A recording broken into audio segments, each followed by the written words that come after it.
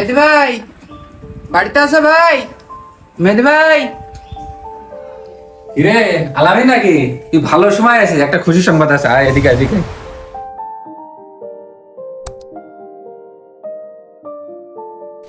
কি খুশির খবর ভাই?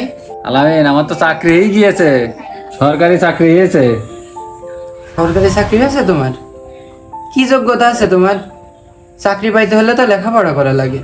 কিসের লেখাপড়া, আমার বাপ দাদার কোটা আছে। কিসের কোটা? যোদ্ধার কোটা। যুদ্ধ কি তুমি করেছো? যুদ্ধ তো করেছ তোমার বাপ দাদা, তুমি কাজ ছিড়েছো। আমার বাপ দাদা যুদ্ধ করেছে, কত সাহসের কাজ, ওখানে একটা সম্মান আছে না? আরে সাহসের কাজ তো তারা করেছে, তুমি কি করেছো? আমি তার ছেলে। তাহলে যারা কষ্ট করে লেখাপড়া করছে, পরিশ্রম করছে, তাদের কি হবে? ওদের কোনো বাপ দাদা নেই, ওরা আবার কি করবে? তাহলে এখানে মেধার মূল্যায়ন থাকলো কোথায়? কিরে তোর অত কথাকে, তোর ভিতরে কি যুদ্ধের চেতনা নেই? যুদ্ধের চেতনা আছে, কিন্তু অন্যায়ের পক্ষে নাই। কোটার সংস্কার চাই, রাষ্ট্রের সংস্কার চাই।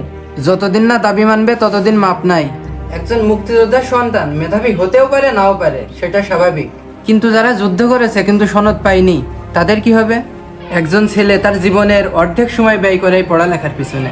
তার জীবনের পরিশ্রম ও মেধা সবকিছু হেরে যায় এই কোটার কাছে। মুক্তিযোদ্ধারা ভাতা পাচ্ছে, আর তাদের সন্তানরা সরকারি চাকরি পাচ্ছে।